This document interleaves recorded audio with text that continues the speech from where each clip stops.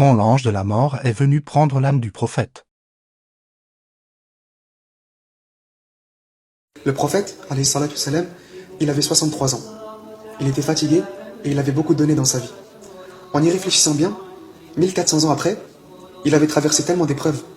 Il a été orphelin. Il a perdu son père. Il a perdu sa mère. Il a perdu son grand-père, son oncle. 7 de ses enfants étaient morts.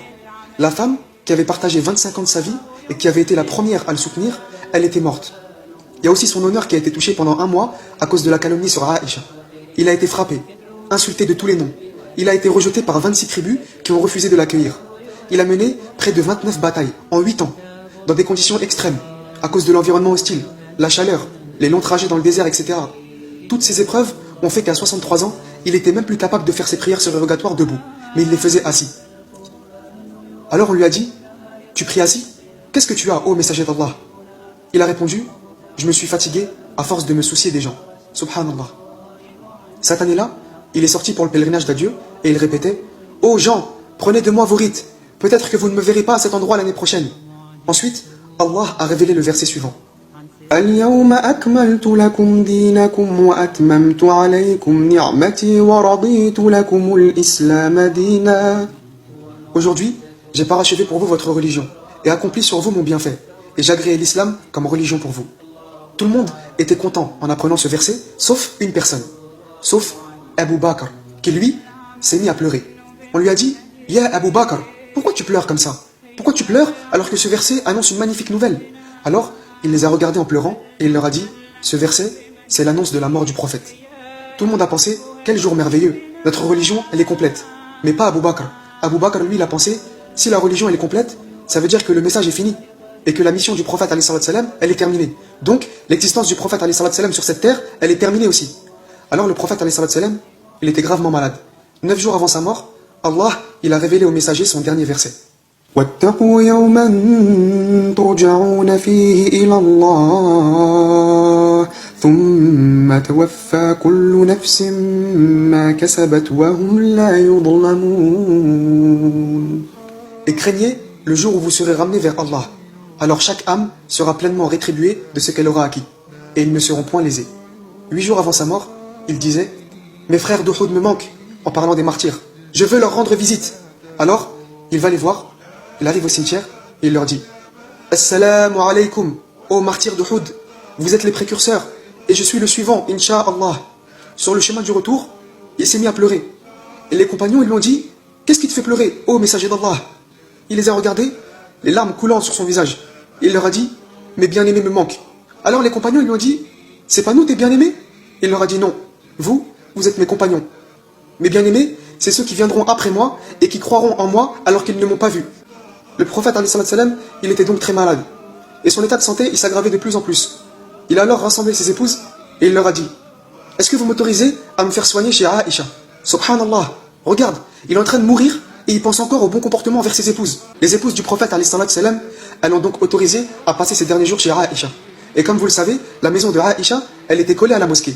Et ce qui les séparait, c'était un simple rideau. D'un côté du rideau, les gens. Ils étaient tellement inquiets de son état qu'ils se sont rassemblés dans la mosquée sans boire et sans manger. Ils étaient là à attendre la moindre nouvelle.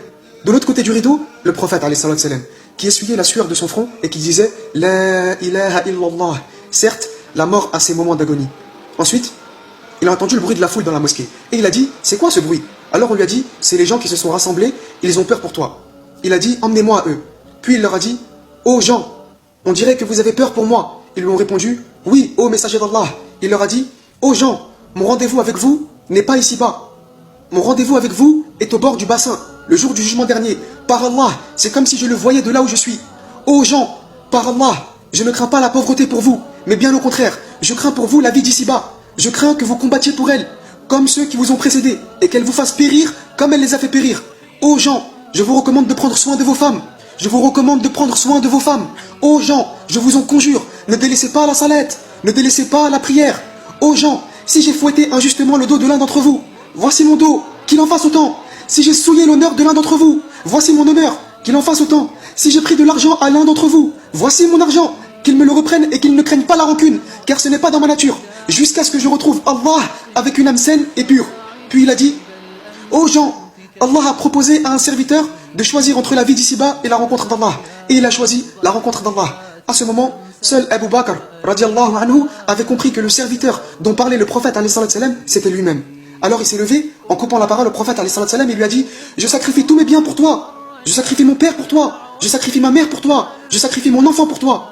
Et là, imaginez-vous cette scène. Le prophète, alayhi salam, lève ses mains vers le ciel et dit: qu'Allah vous mette à l'abri. Qu'Allah vous assiste. Qu'Allah vous honore. Qu'Allah vous préserve, qu'Allah vous consolide. Ô gens, passez mon salam à quiconque me suivra de ma communauté jusqu'au jour du jugement dernier. Pendant que le prophète alayhi salam était en train de mourir dans les bras de Aïcha, l'ange Gabriel est entré et lui a dit: Assalamu alayka, ô messager d'Allah. Et le prophète alayhi salam lui a répondu: Wa alayka assalam, ô Gabriel. À ce moment-là, Aïcha avait compris que l'ange Gabriel était présent. Ensuite, Gabriel a dit au prophète: l'ange de la mort est devant ta porte. Il demande l'autorisation d'entrer et il ne la demandera à personne d'autre après toi. Le prophète salam lui a dit: autorise-le à entrer, ô Gabriel. Et là, Aïcha avait compris que l'ange de la mort il était là. Alors, l'ange de la mort il est entré et il a dit: Assalamu alayka, ô messager d'Allah. Allah m'a envoyé pour te demander de choisir entre la vie d'ici-bas et la rencontre avec Allah. Et malgré la douleur de la mort, il a levé sa main et a dit: plutôt la compagnie du Très-Haut, plutôt la compagnie du Très-Haut. L'ange de la mort s'est mis à côté de sa tête et a dit: ô toi, bonne âme, l'âme de Mohammed ibn Abdullah, sors vers l'agrément et les bonnes grâces d'un Dieu satisfait de toi. La main du prophète alayhi salatu salam est tombée, sa tête est devenue lourde dans les bras de Aïcha. Elle a su qu'il était mort, mais elle ne savait pas quoi faire. Alors elle a écarté le rideau qui séparait sa maison de la mosquée. Les gens qui étaient derrière le rideau ont vu le rideau bouger.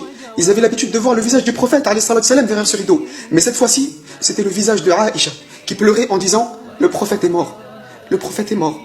الذاكرين الله كثيرا والذاكرات أعد الله لهم مغفرة وأجرا عظيما